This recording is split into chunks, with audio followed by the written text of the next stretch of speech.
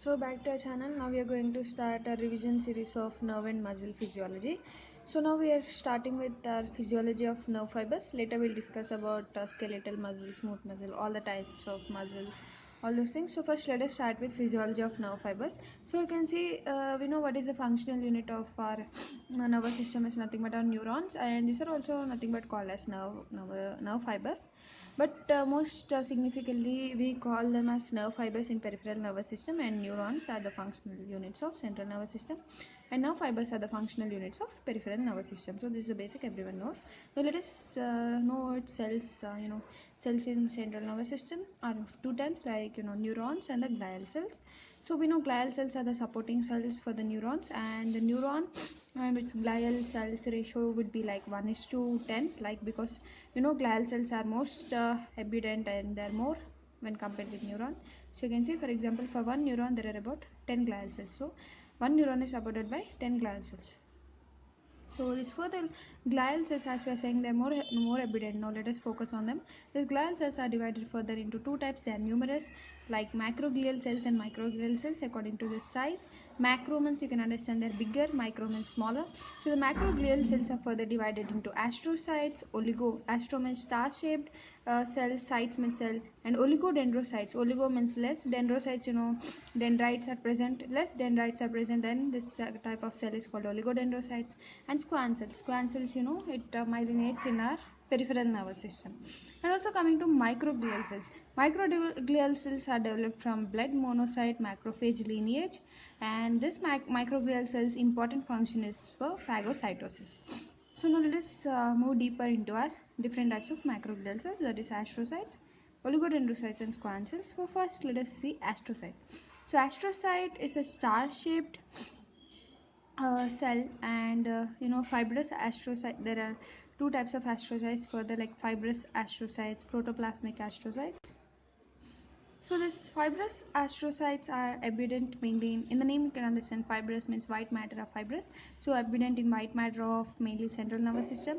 And the protoplasmic astrocytes are seen in the gray matter, because protoplasmic seen in gray matter. So this is how you can remember fibrous astrocyte in white matter of CNS, protoplasmic in a gray matter. So this is about astrocytes. Let us see, astrocytes also have some intermediate filament, that is GFAP, that is glial fibrillary acid protein. So remember that they have intermediate filament, that is glial fibrillary acid protein, and this GFAP is a mainly tumor marker for astrocytomas. So this is the importance, and let us see the functions of astrocytes.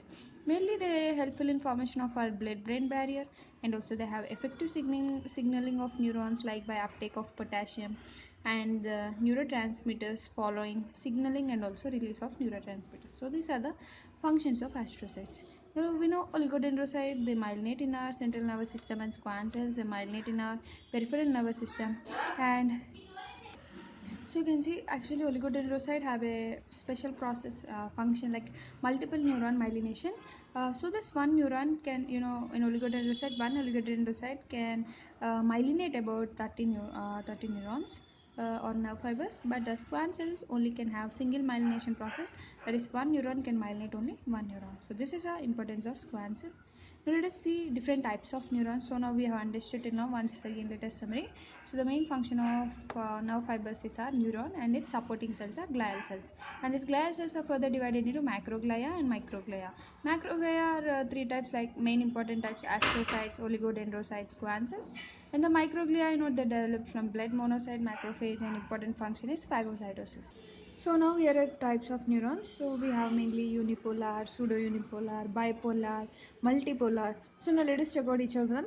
So first unipolar. In the name only you can understand it has a cell body and only one axon. That is a unipolar, and it is it is exclusively found only in the invertebrates. And next coming to pseudo-unipolar.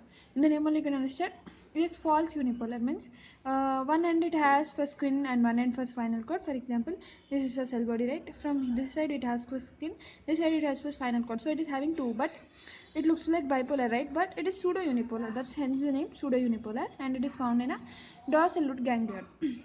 And bipolar means you can understand it has only one dendrite. Normally you can see in a typical neuron we have multiple dendrites, so it is called multipolar. But here it has only one. You can accept like this one dendrite, here cell body, and one axon. This is called as bipolar, and it is present mainly in a retina, nose, olfactory nerve, so it is bipolar. And next, coming to multipolar, this is the most common one, as we know, everyone knows this. This is spinal motor.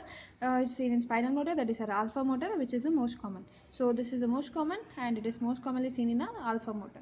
Now you can see the structure of neuron here. So these are the dendrites. This is a cell body or soma, and in the cell body only you can find out the nasal bodies, the nucleus, initial segment. This is the initial segment. This is the axon hillock, which is forming from the cell body itself, and this is a myelin sheet, nodes of Ranvier in between myelin sheet and the axon inside, and you can see the neurotransmitters and the synapse.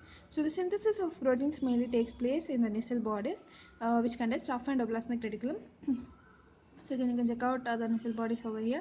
So in this nasal bodies only there is synthesis of protein going on. And dendrites, you can see this is dendrites are having a receiving end and axon where the conduction goes on, and axon terminal, or it is also called a synaptic terminal, which forms a synapse. And axon hillock, you can see this is axon hillock. It is a part of a cell body from where the axon originates, and the initial segment, so you can see this is the initial first segment. It is the first proper part of the axon, and the initiation of action potential mainly in the motor neurons start from here in the initial segment. And next, conduction in an axon can be fast or slow. It is mainly based upon the myelin. So if the myelin is present, then the conduction is fast, because because of saltatory conduction, it jumps from the nodes of Ranvier. So if the myelin is present, then the conduction is fast, and if the myelin is absent, then the conduction is slow. So nodes of Ranvier are in between the myelin, and the area of axon, which is divide of myelin, is a nodes of Ranvier.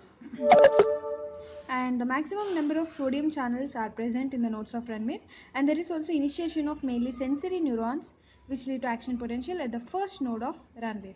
This is important. And next, coming to myelin. Myelin, it has lipids and proteins. Normally, in our body, all the structures have higher amount of protein, and next they have the lipids in a higher amount. But here it is reverse. In the case of myelin, it is an exception. It has higher amounts of lipid when compared with proteins. You can see lipids are about 80% and proteins are about 20%. So the lipid which is present here is pignomyelin. As the name myelin, because here also you can see myelin. So the lipid present in it is pignomyelin, and the protein is mainly the myelin basic protein. Autoantibodies sometimes act against it, and then it causes destruction of this neuron, and it is nothing but multiple sclerosis. It is due to demyelination of a nerve. Now we will check out this strength duration curve. So what is this strength duration curve? So you can see on the y-axis we have took the strength, and in duration, that is x-axis, and here we are plotting a diagram. So first we need to understand some terms here to understand this. The first one is a Rho base. Rho base is nothing but the minimum strength of a current which is required to produce a response. So here the Rho base is 1. You can see this is the Rho base, means the minimum strength required to produce this curve is a Rho base. So here we can say that the strength part is represented by Rho base. And now let us see chronexia. This response, Rho base response is 1 MA. You need to remember that. And chronaxia. Chronaxia is very, very important, most important, because it is the 2 times of Rho base current provided, and the time required to produce the response is 1 ms, 1 millisecond. So the duration component here is our chronexia, and the Rho base is a strength component. So the strength duration curve, we do it with Rho base and chronexia. So Rho base here suggests the strength, and chronexia here the duration. You can see this one. This is the double time, that is the chronexia, in 1 millisecond is the duration. So this is a chronexia, and this is the most important. So remember that chronexia is inversely proportional to excitability. So means you can understand, when there is low excitability means high chronexia means low excitability, low chronexia means high excitability. So here you can see the chronexia is very, very low for nerve when compared with skeletal muscle. So you can see nerve is having greater excitability when compared with skeletal muscle. Now you can understand this concept, because the chronexia is very low for nerve, means it is having higher excitability, and this for skeletal muscle the chronexia is also low, but when compared with nerve, nerve is having higher excitability when compared with skeletal muscle. Next, threshold stimulus is required to produce an action potential. We are seeing it from many lessons. And now let us see accommodation and reaction.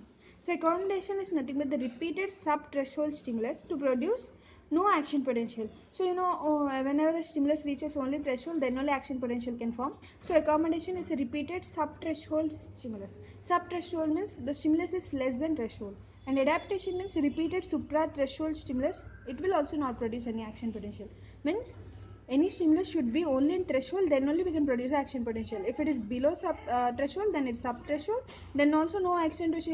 Even if you give many sub thresholds also no action potential, that process is called accommodation. And supra threshold means that above the threshold, even above the threshold, if you give repeated stimulus, then also there is no action potential. That is called as adaptation. Now let us see the classification of nerve fibers. So we have mainly two types of classification: Erlanger-Gasse classification, and we have Lloyd-Hunter classification. So first we'll check out the Erlanger-Grasser classification. So this is mainly based on the presence or absence of myelin. So first let us see the different types of fibers of myelin. So myelin is mainly divided into A fiber, B fiber, C fiber. A fiber is further divided into A alpha, A beta, A gamma, and also A delta.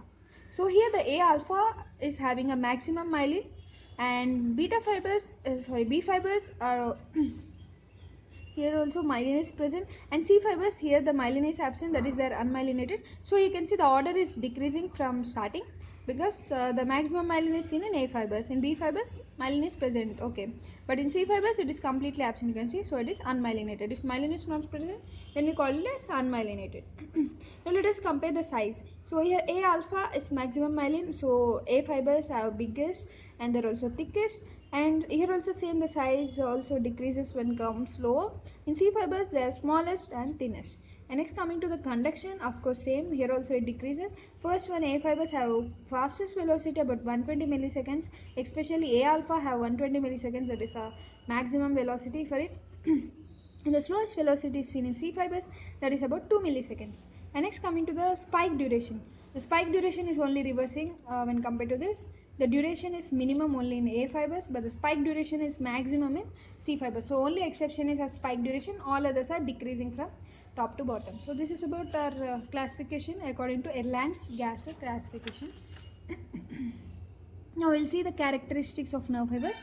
So let us check out each and every fiber. So first one is A alpha fibers. So A alpha fibers are sensory, thickest nerve, fastest conduction velocity. We also know AR fastest velocity, and they are mainly seen in the joint position sense proprioception, and here the motor component is alpha motor neuron. So sensory are thickest, fastest, and the motor component is alpha motor, because they are A alpha fibers, so alpha motor neuron. Next, coming to A beta fibers, these are purely sensory. This is important. They convey the touch sensation through large myelinated fibers and more susceptible to compression. So they're purely sensory. This is important. So remember that A alpha are sensory and also motor. Sensory are thickest, yeah. Motor is alpha motor neuron, and A beta are purely sensory and they convey the touch sensation by large myelinated, because we know their myelin is present and they're most susceptible to compression. This is important. In case of compression, if we compare, A alpha is having higher compression when compared with A beta. So both A fibers have compression property. A alpha is having greater compression when compared with A beta. Next, let us see A gamma fibers. So these are purely motor. So A alpha are motor and sensory, A beta are purely sensory, A gamma are purely motor. So they are also called as gamma motor neurons, and they regulate the muscle tone and also certain reflexes. And next, A delta fibers. They carry the fast pain, and the first pain is carried by myelinated fibers. As you can understand, myelinated means faster conduction, so fast pain. Slow pain is carried by second pain, that is, this is also called a second pain, mainly by C fibers, because you know they are unmyelinated, so they take the slow pain. And next, coming to B fibers. B fibers are seen mainly in autonomic nervous system. You know, it is divided into preganglionic and postganglionic. Preganglionic are mainly B fibers, postganglionic are C fibers. We know B fibers are myelinated and C fibers are unmyelinated. Next, let us see the C fibers. C fibers, of course, they have slow conduction. They mediate the slow pain because they are unmyelinated, and they are least susceptible to hypoxia, and they are unmyelinated. Now, let us see the Lloyd-Hunt classification. This is also called as sensory classification, because remember, in Lloyd-Hunt classification, all are sensory. There is no motor, and it is also based on numerical classification, because before you have seen that classification is based on A, B, like that, that is alphabet. So here we have numerical classification mainly for sensory nerve fibers. So we can see there are mainly four types: type 1, type 2, type 3, type 4.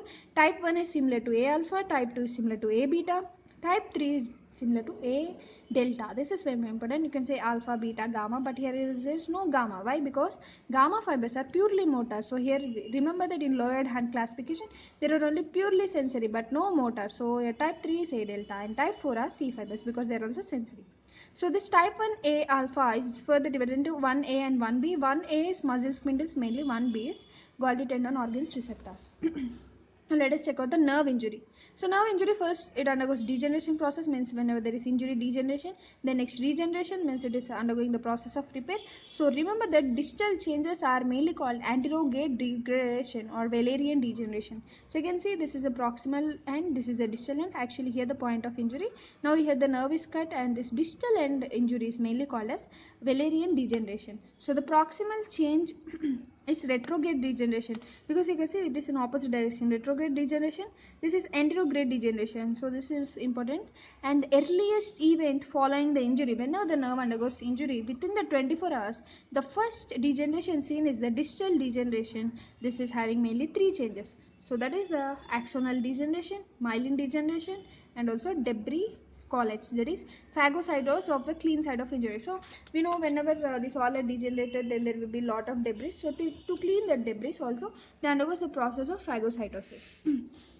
So remember that distal degeneration is first degeneration and next the proximal degeneration. So also we can say the anterograde degeneration or Wallerian degeneration or the distal degeneration is the first one within the 24 hours, and later what happens is after the 36 hours the proximal degeneration starts. So this is the proximal degeneration. The nucleus is pushed to periphery, and you know in proximal part we mainly have nucleus nasal bodies. So there are changes in nucleus, like nucleus is pushed to periphery, actually should be in center, and the nasal bodies are also destroyed, that is called as chromatolysis. So this is after 36 hours, and after 90 hours what happens, regeneration process start to takes place. That is slowly now the nerve fibers start forming again, and this is, remember that this is slow process because it's regeneration. Speed is only 1 to 3 millimeter per day. And this we are having one sign called as Tenel sign, that is a positive on tapping injured nerve. If the patient for example here the nerve is injured, and if I press here you will get the tingling sensation, then it is called as positive tingle sign. So whenever TT, tingling tingle sign, so whenever we have this positive tingle sign, then we can understand that the nerve is in a process of regeneration, that is a recovery time for it.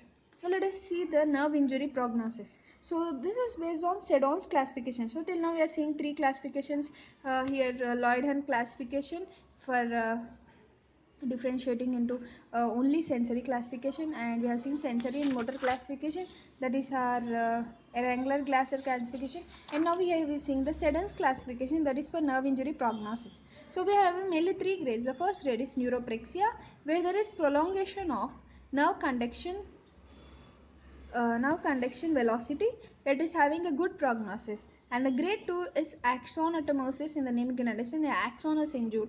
And remember that in grade 1 neuropraxia what happens is the myelin sheet gets demyelinated here, only that is a problem. Here the axon is injured, and it can be recovered, has a good prognosis. It is intermediate, but this is neurotmosis is very complex because it can't get regenerated, because both two parts here, likewise here both two parts of the nerve are separated in the case of neurotmesis. He is having a complete transection, and this is having a worse prognosis. It's very hard to recover in the case of neurotmesis. So this is all about our nerve and muscle physiology series going on. We'll continue next with the muscle parts.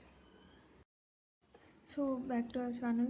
Now we are in our skeletal muscle physiology. So we are continuing our series of revision series of nerve and muscle physiology. So first now we are at skeletal muscle. Now let us start with the structure of skeletal muscle.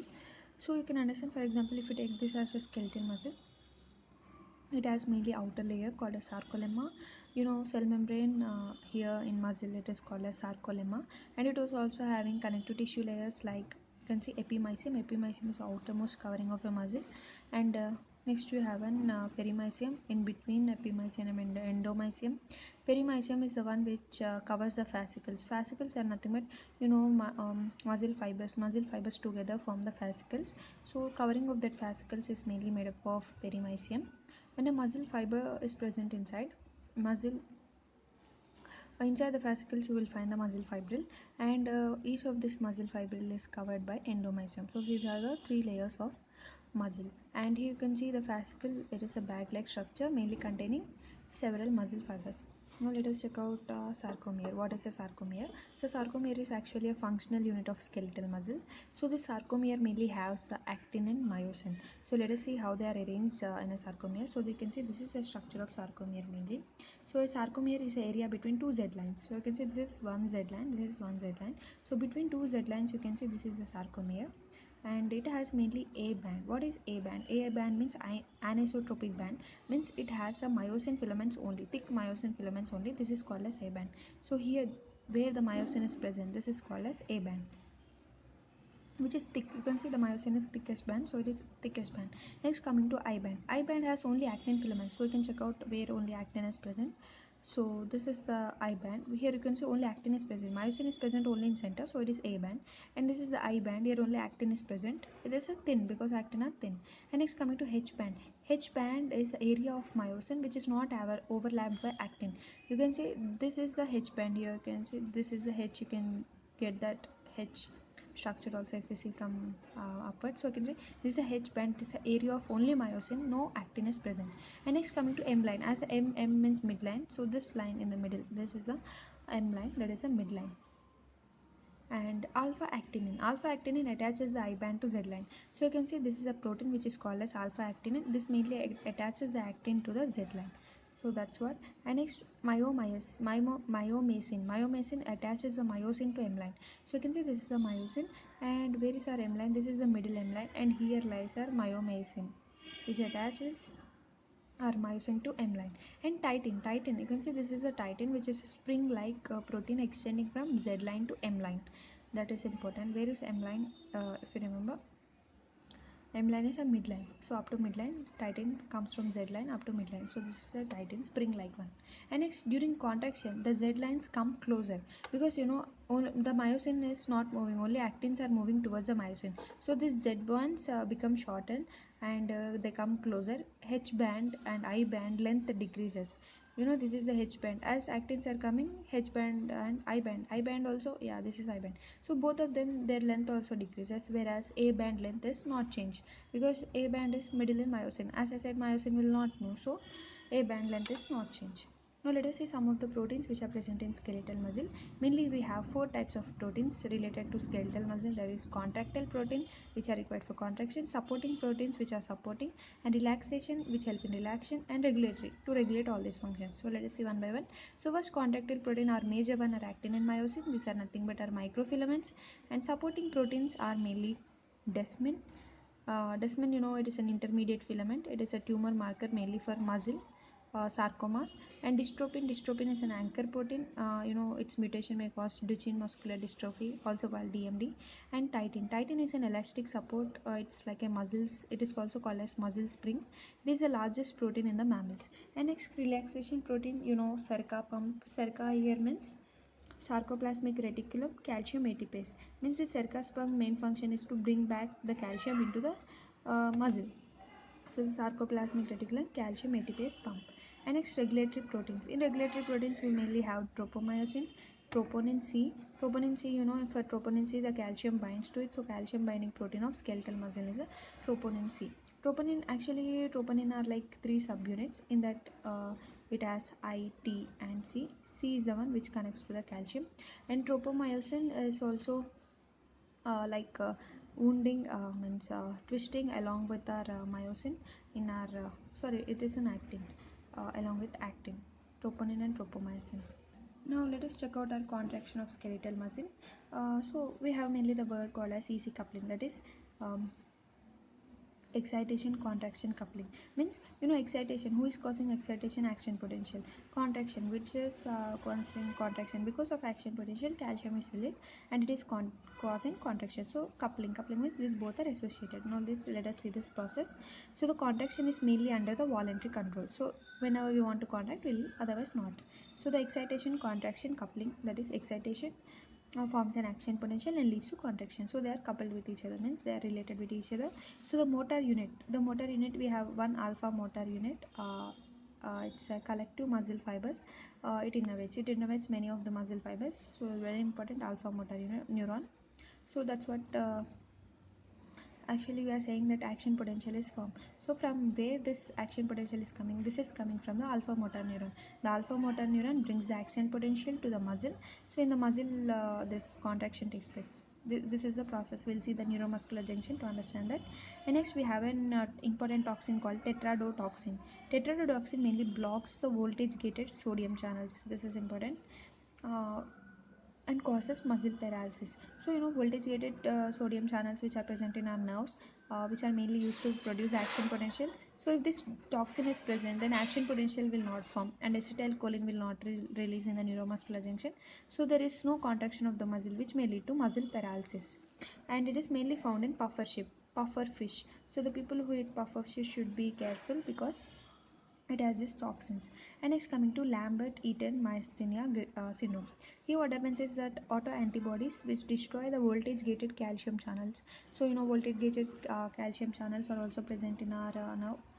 So actually what happens is, first we need to understand this phenomena. So first, our resting membrane potential is present inside, that is about -70 in a nerve. And later what happens, action potential, because of action potential voltage gated sodium channels open.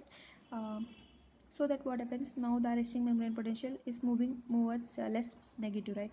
So it moves up to -40. At -40 what happens, calcium channels open. So because of calcium channels, acetylcholine undergoes it attaches with the vesicles to the nerve membrane and comes out by the process of exocytosis. So this is a neuromuscular junction which is connected to the skeletal muscle. So this is how contraction takes place. So now what they are saying here, in Lambert-Eaton myasthenia syndrome, the autoantibodies mainly destroy these voltage-gated calcium channels. So now we can understand, if the calcium channels are not working, acetylcholine vesicles cannot undergo exocytosis process, and it may also lead to muscle paralysis. And next we'll have the release of acetylcholine requires mainly calcium. So what are required for acetylcholine? Mainly they require calcium, they require snare proteins like synaptobravin. So remember that synaptobravin also can be degraded mainly by botulinum toxins, from Clostridium bacteria. So here what happens, there is no acetylcholine release. If this synaptobravin is disturbed, then flaccid paralysis is caused. So whatever the may be the case, if the acetylcholine is not reaching the muscle, then the contraction doesn't take place, so it may lead to paralysis. So next, let us see acetylcholine exocytosis.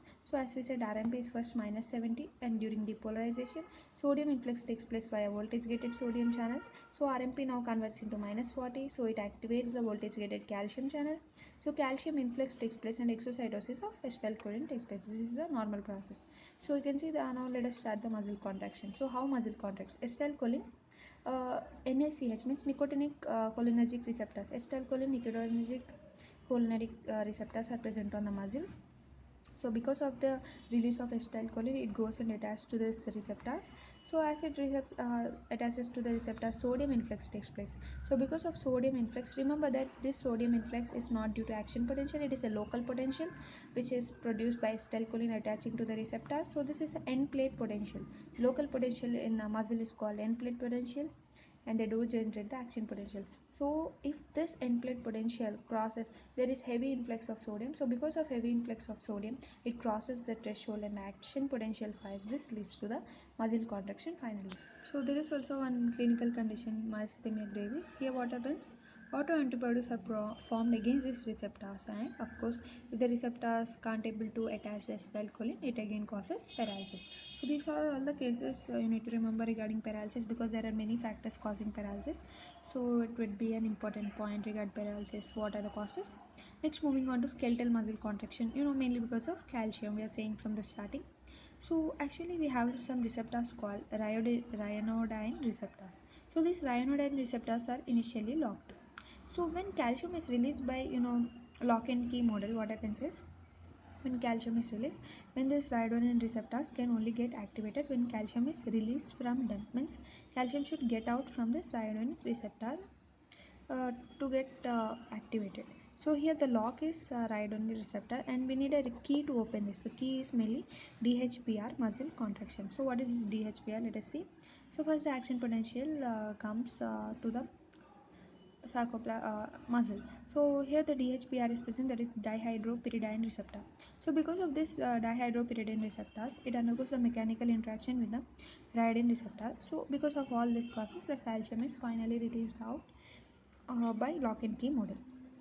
So now let us see about this rhabdoid receptor. So this is mainly responsible for calcium release from the storehouse. So what is a storehouse in a muscle? Of course, sarcoplasmic reticulum. We know inside sarcoplasmic reticulum there is lot of calcium. But to release this, we need action potential. So the action potential comes and releases from a RYR receptor. So gain of function mutation. Sometimes there may be some mutation that is mainly gain of function, means the function is overactivated. Then the RYR gets overactivated, it enhances the calcium release. So there is exaggerated muscle contraction, there is lot of contraction, and this leads to body heat. So whenever there is higher amount of contraction, it leads to rise in body heat, and this causes malignant hyperthermia. Hyperthermia means more production of heat. So malignant because it's abnormal, so it is causing malignant hyperthermia. So, what can be the treatment for this malignant hyperthermia? It's mainly by blocking it. So, we have RYR blocker, that is dantrolene sodium. So, dantrolene sodium blocks it, reduces this malignant hyperthermia. Now let us check out the sliding filament theory, the most important theory in a muscle contraction to understand. So we have mainly 4 steps to understand this in a quick process. So we have a step 1. In step 1, first it's in a resting state. ATPase enzyme is bound to head. So once if you see the diagram, you can understand. For example, this is an actin filament, this is a myosin. So myosin actually has head like this. So first in resting state, ATPase enzyme is bound to the head region. So because of this binding of head region in the myosin filament at 45 degrees. So myosin is at 45 degrees, and ATPase is activated when the ATP binds to the head. So when ATP comes and bind to this ATPase enzyme, then the ATPase hydrolyze the ATP to ADP and phosphate. So when this hydrolysis takes place, head shifts from 45 degrees to 90 degrees. So for example, this is 45 degrees like this. Then now the head shifts from 45 to 90. 90 means straight line. So like this. So now head shifts like this to straight 90. And step 3 is that the cross bridge formation is a point of interaction between actin filaments and myosin. So whenever it forms this the straight structure, then only it starts binding with the actin. This is actin active site. Actin also have some active sites. You can check out my full detailed video. So as this is a quick revision, we are just completing it faster. So you can see this is an active site in an actin. So when it is in 90 degrees, it binds with it, and this is mainly causing formation of cross bridge. And cross bridge formation, the point of interaction between actin filament and myosin filament. So the ADP and phosphorus are released from the head within a fraction of second. Only within a fraction of second, both ADP and phosphorus are released. So step 4 is held tilts from 90 degrees to 45. Again the same process happens. Again from 90 to 45. So now what happens? The power stroke. Power stroke is that head slides from 90 degrees to 45 degrees and attaches to adjacent actin filament. So not only one active site, we are also having many active sites like this. So this is called as power stroke. First time it is not called power stroke. 45 to 90, this is 90, right? 45 to 90 is not called power stroke, but 90 to again 45. This is called power stroke because now first actin is to this. Now again as it comes to 45, it now attaches to the next actin filament. So like this is nothing but sliding, right? Because first it is like this, next it is coming like this, next it like this. So this is a sliding process which is going on over there to form a shortening of the muscle or form a contraction.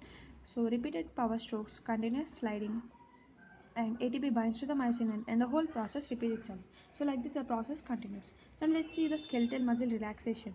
So mainly relaxation occurs when the calcium is taken back into sarcoplasmic reticulum. Of course till now we are saying for contraction we need calcium. So if you remove that calcium only, then the contraction comes back and relaxation takes place. So which is helpful here, that is a SERCA. SERCA means so sarcoplasmic reticulum calcium ATPase. This remove the calcium from cytoplasm into again back into stores. That is again it takes it back into sarcoplasmic reticulum. So this is the process. Now let us see the properties of skeletal muscle. We have length tension relationship. So by this graph we can, so you can see here the SERCA calcium is again taking back into the sarcoplasmic reticulum. Now we'll see the graph and understand about length tension relationship. So you can see this is the x-axis where we have a sarcomere length, and this is the y-axis we have tension.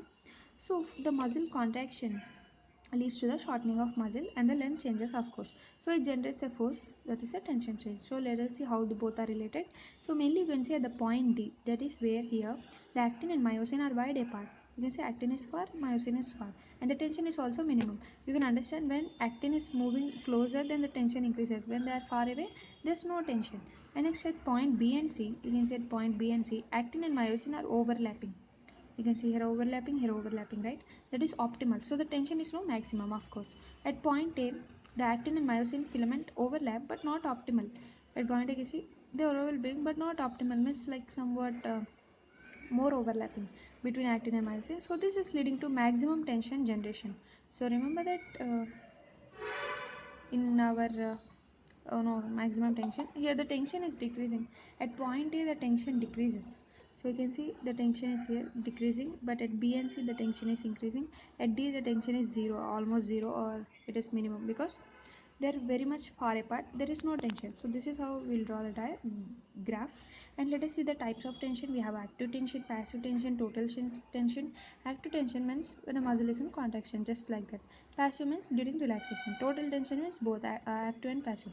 Let us see that the generated during contraction due to overlapping of actin and myosin, generated due to elastic protein tightening. Total tension, communication of active tension and passive tension. That's it. Now let us see the significance of heat during contraction. So whenever contraction or relaxation takes place, some amount of heat is produced. So resting heat means that occurs during a process of no contraction, no relaxation. That is mainly due to basal metabolic process. Activation heat means generation of heat during muscle contraction. Relaxation heat means during relaxation. That's it. As the name only, very simple.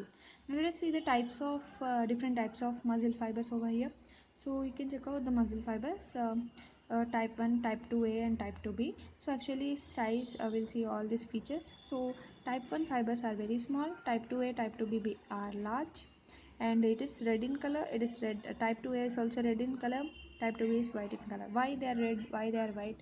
Let us understand this. Because of containing myoglobin protein, small fibers are positive. Large fibers, red fibers are also positive, means they are having myoglobin. But you can see the large, they are white. They are white because they are not having not myoglobin. And oxygen storage, if myoglobin is present, oxygen storage is present. As white fibers don't have, no oxygen storage. Metabolic pathway, aerobic because oxygen, no oxygen, anaerobic. So now goes the process of glycolysis, and it forms a lactate. So because of lactate accumulation we get a pain when we do over exercise, and in exercise it will also cause fatigue. When we get pain, of course we get fatigue to stop the exercise. So you can see fatigue. Type 1 and type 2 are fatigue resistance because they are having oxygen, they are having myoglobin. But this type 2B is not having anything, so it is fatigue prone. And mode of contraction and relaxation, you can see it is here slow in type 1, but in type 2 it's fast, and type 2B is also it's fast. And motor units, they're having slow motor units in the case of type 1, fast fatigue resistant motor unit in the case of type 2A, and fast fatiguating motor unit in type 2B. And next, coming to contraction size principle. First one is small in size. Example, to stand we need only some type of small size fibers. And in type 2A is after this type 1 we go to type 2, that is example in walking. So for standing, first we use type 1 fibers, not much energy is required, but type 2 for walking we need some of the energy. But coming to type 2B, it is a last part. Example in running. In running you can feel that fatigue, and also you can feel that lactate accumulation and pain, especially in running. But in walking and standing it's normal because of these fibers, oxygen, everything is ready for it. It's undergoing aerobic process, so no pain. Because of lactate accumulation only, in running or any exercises we'll get pain. So next, coming to muscle twitch. Muscle twitch is simple muscle twitch where the skeletal muscle undergo the process of contraction and relaxation, mainly in response to only one stimulus, then simple twitch. Incomplete tetanus means the process of continuous contraction and relaxation of skeletal muscle in response to repeated stimulus. So only one stimulus, simple. Incomplete means many repeated stimulus. Complete tetanus means the process of sustained contraction and there is no relaxation of skeletal muscle in response to very high frequency. So here it is also called as tetanizing frequency, and it is having repeated stimulus. So tetanizing frequency is equal to 1 by contraction period. So this is all about our properties of skeletal muscle and also skeletal muscle features. Back to our channel, we are in a quick revision series of nerve and muscle physiology. So now we are at cardiac and smooth muscle. So first let us discuss about cardiac muscle. So cardiac muscle is mainly involuntary, we know it works on itself, we can't control it. So remember that any muscle which is involuntary, it has its own pacemaker for its work. So here the pacemaker for cardiac muscle is RSA node, and remember that it can't be tetanized. It can't be tetanized means it is not having continuous contraction like a skeletal muscle. We have seen already skeletal muscle can be tetanized. And this cardiac muscle is mainly made up of actin, myosin, heavy chains, alpha heavy chains in myosin, which are mainly present in atrium. You can remember like A alpha, A atrium, and our beta heavy chain is present in our ventricles, and also we have troponin, tropomyosin. So all those structures which are present in our smooth skeletal muscle, all these are here like actin, myosin, beta, troponin, tropomyosin, except that the myosin have alpha heavy chain and beta heavy chain. Both are heavy chains here. Alpha heavy chain is atrium, beta heavy chain is present in ventricles. And cardiac muscle is also characterized by a titin protein, as in skeletal muscle, which is responsible for elasticity, which can stretch the induced recoil. It can also stretch and also bring the recoil. So the titin protein mutation may lead to increased stretch and dilated cardiomyopathy. So we know dilated cardiomyopathy, in the name only you can understand it is heart is dilated, because whenever this titin is mutated, you can understand it remains contracted and can't recoil back. So it remains like that and it causes dilated cardiomyopathy. And gap junctions are widely expressed in the cardiac muscles mainly. So the protein volume which forms the gap junctions are called as connexins. You know, by means of connexins only uh, the gap junctions are formed, and these are widely expressed in our cardiac muscles. So the synchronized contraction of cardiac muscles with the help of gap junctions and functional syncytium. You know, it's a functional syncytium because all together, because of gap junctions, all together work as a single unit. So the cardiac gap junction are localized with the intercalated disc. So when we say at histology, we say intercalated disc in our cardiac muscle. So it nothing but represents our gap junction. Now let us see the features of our cardiac muscle. So we have our CICR means calcium induced calcium release. That is because of calcium only calcium is released. What is this? Let us see. So calcium induced calcium release is a small amount of extracellular calcium is required for the release of intracellular calcium. So if the extracellular calcium is present small amount, it forces the intracellular calcium to release. This is nothing but calcium induced calcium release, and this calcium now formed intracellularly, it is stored in a sarcoplasmic reticulum, of course. So the cardiac muscle contraction is mainly dependent on both intracellular and extracellular calcium. But in the case of skeletal muscle, if you remember, it is only dependent on intracellular calcium from the sarcoplasmic reticulum. But here cardiac muscle is dependent both on extracellular and intracellular, because the extracellular one only activates the intracellular one here. So now let us see the well-developed sarcoplasmic reticulum. Of course, we are saying calcium, where it will store, of course, in the sarcoplasmic reticulum. So we also have Serca pump, which is essential for the storage of calcium in the sarcoplasmic reticulum. You know, Serca is mainly activated during relaxation of skeletal muscle, where it brings the calcium back to the sarcoplasmic reticulum. So we have a substance called as phospholamban. Phospholamban inhibits the Serca pump. This is very important. You can understand when it inhibits the Serca pump, then the calcium can't come back to the cell, and it remains extracellular. So it interferes with the calcium storage, of course. And next we have the norepinephrine, which enhances the calcium storage during the muscle contraction and also helps in upcoming contractions. This is called as positive inotropic action. So what? Norepinephrine enhances the calcium storage during muscle relaxation and also it helps in upcoming contractions. So this is called positive inotropic because it is having positive effect on our calcium storage. And norepinephrine inhibits the phospholamban mainly by phosphorylation. So as we are saying, it is having positive effect. How it can act? Mainly by phosphorylation of phospholamban, because phospholamban is inhibiting factor. So if we inhibit this, easily our calcium storage can be increased. So this is called as positive lucitropic action of norepinephrine. So norepinephrine is having two positive effects. One is positive inotropic and another is positive lucitrotropic. So in both cases, nothing but our norepinephrine helps in storage of calcium by increasing the Serca action. Now let us see the length tension relationship. As we have already seen length tension relationship in our skeletal muscle. Now let us see here. Here nothing but in cardiac muscle, the length changes are associated with the diastolic blood volume changes, and tension changes are associated with the pressure changes in the heart. So here the pressure and diastolic volume are taking part in place of length and tension changes. So within physiological limits, when there is increase in the volume, it leads to increase in pressure within physiological limits. So this we need to understand. How much of volume we increase? Only within physiological limits only the pressure will increase. It will not increase beyond it. If we give beyond, if we increase the beyond volume, then the pressure starts decreasing. So this is mainly called as Frank-Starling law. So you can see within physiological limits how much we increase. It is just how much we increase the volume. it just decreases but not increases. The pressure just decreases but not increases. But along with volume at beginning it increases. And now let us see the smooth muscle. So we have completed cardiac muscle. So smooth muscle, there are not striations. As the name only you can understand, it is smooth. There are no visible striations, and it is of course involuntary. It is also not under control. And as I said, involuntary means it has pacemaker. So the pacemaker here is interstitial cells of Kajal. So there the pacemaker is SA node, and here the interstitial cells of Kajal. So remember that in skeletal muscle we have sarcomere means between the two Z lines. So these Z lines are absent in the case of smooth muscle, and instead of these Z lines they have the dense bodies. Remember, Z lines are instead of dense bodies. And the absence of titin protein, it is not elastic. Even titin protein is present in a cardiac muscle, but smooth muscle does not have any titin protein and it is not elastic. So it is also having absence of troponin C, that is calcium binding protein. Instead of this, troponin C binds mainly calcium. So instead of troponin C, our smooth muscle have calmodulin. Okay. And next, let us see the types of smooth muscles. Mainly we have single unit smooth muscle, multi-unit smooth muscle. What is this? Let us understand. So single unit smooth muscle means the gap junctions are present, and these are also known as unitary. Of course, we know gap junction are present means they all contract as a single unit. So single unit smooth muscle. So they are also called as unitary smooth muscle. If multi-units means gap junctions are absent, of course, and this is also called as vascular smooth muscle. Why it is called as vascular smooth muscle? Because this multi-unit system is mainly present in our blood vessels.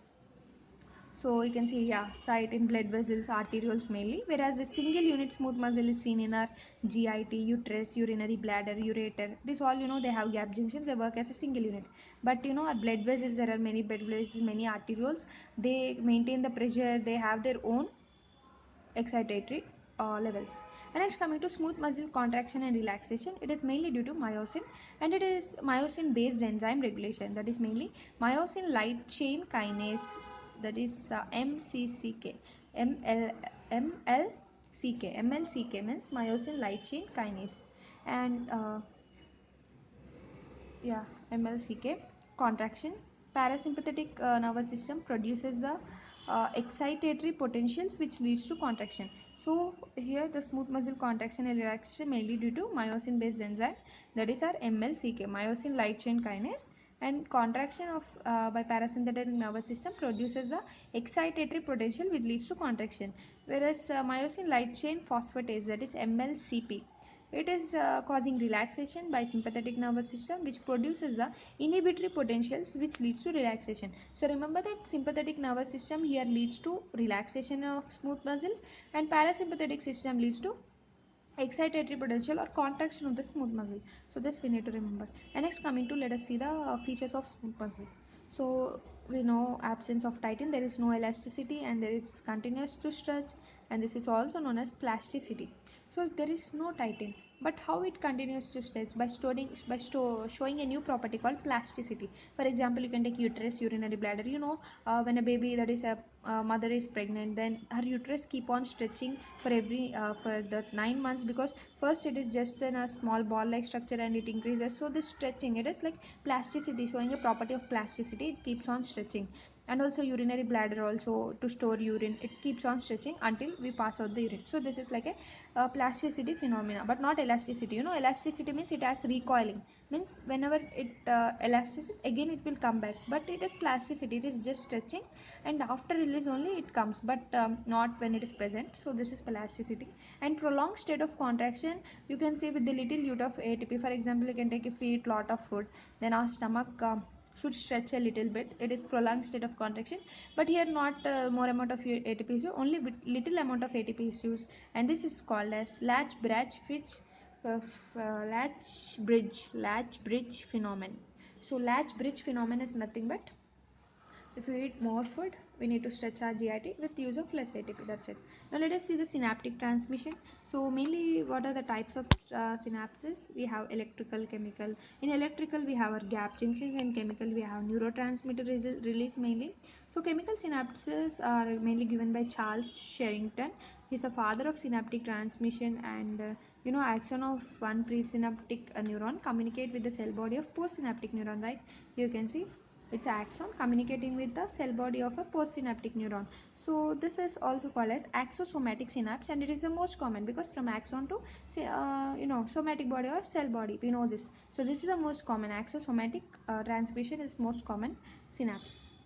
And now let us see postsynaptic potential. Means about this postsynaptic potential, what are they? They're like different types like excitatory postsynaptic potential, also short form as EPSP. Neurotransmitter here is glutamate. Excitatory means here glutamate is a neurotransmitter, and inhibitory postsynaptic potential, that is IPSP, and then here the neurotransmitters are GABA and glycine. So you can understand now, if glutamate is released, then action potential will further continue.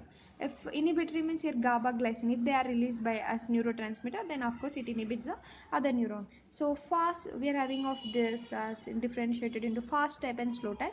So the fast CPS is EPSP, as as it's fast, of course sodium influx or positive charge influx should occur, like calcium influx inside a cell has to become more positive, so that only wave of depolarization repolarization occurs and it continues. And fast IPSP means chlorine influx or potassium influx should take place. You can understand. Inhibitory means now we need to stop the potential, then we need to make cell more hyperpolarized because of adding more negative charge or either removing more positive charge outwards. So that's what potassium influx.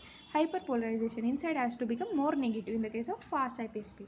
Now let us see the slow EPSP, that is slow excitatory means decreased potassium efflux. If potassium is more inside, then you can understand it is more decreased potassium efflux. Means influx means inside, uh, efflux means outside. If we decrease slowly, the potassium is going outward, means it is called as slow EPSP, because slowly the potential is passing and it is up to 500 milliseconds. And slow IPS means slow inhibitory process, that is increased potassium influx. If the potassium is more, it is going outward, means you can understand it is like inhibitory process because inside becomes more negative. So this is called as slow because it has latency up to 500 milliseconds. So slow EPSC, SP and slow IPSP are seen mainly in autonomic ganglia, cardiac and smooth muscles. So remember, in cardiac and smooth muscles, autonomic ganglia, we have mainly slow EPSP and slow IPSP. So EPSP is a type of local potential. So this EPSP or IPSP are local potentials but not action potentials. They should cross the threshold to produce an action potential. So normally one of EPSP example is at neuromuscular junction. You know about end plate potential in a postsynaptic membrane, that is our nerve membrane. We have end plate potential, which is a local potential. Next, this local potential only forms the action potential. We already seen in a neuromuscular junction video. So now let us see the regulation of synaptic transmission. How can we regulate? Mainly it is of like facilitated. It is facilitated, where the action potential is prolonged, if it is facilitated, and calcium channels open for long duration here. Because if action potential should prolong, means even the channels should open for long duration, so that it will prolong for longer time. And inhibition, we have postsynaptic inhibition, presynaptic inhibition, and also Renshaw cell inhibition. Three types of inhibition. So postsynaptic inhibition means here the presynaptic neuron mainly releases GABA, glycine. So these are inhibitors, right? So if they are produced, of course it gets inhibited. And next, presynaptic inhibition means here neuron from the lateral side releases the neurotransmitter and it inhibits the presynaptic neuron, and this is also called phenomena of lateral inhibition. So here what happens is actually, for the same diagram you can understand. So here in the same diagram, if from laterally some fiber come and it inhibits it, that is what nothing but called as lateral inhibition. So that's what we have discussed here about lateral inhibition. Neuron from the lateral side releases the neurotransmitter and inhibits the presynaptic neuron, and this is also called phenomena of lateral inhibition. And next, let us see the Renshaw cell inhibition. Here the Renshaw cells inhibit the alpha motor neuron. For example, this is one neuron and here you have the Renshaw cell neuron, right? So here Renshaw cells inhibit the alpha motor neuron. It produces, of course, this neuron, if it produces a positive effect on it, but this produces, and it also inhibits, and it inhibits the before one, that is which is producing this impulse. So Renshaw cells inhibit the alpha motor neuron, and neurotransmitter is here glycine, and this is also called as feedback inhibition. So normally till now we have seen inhibition is by production of GABA and glycine. We know that by producing this, only this post part one only will inhibit, but this is in the Renshaw cell, it is different case that even this get inhibited, and also this inhibits uh, the neuron which is forming it. So this is also called as feedback inhibition, because this is again inter inhibiting this. So this is all about like concepts and complete revision of our nerve and muscle physiology. So we have completed our nerve and muscle physiology fast quick revision.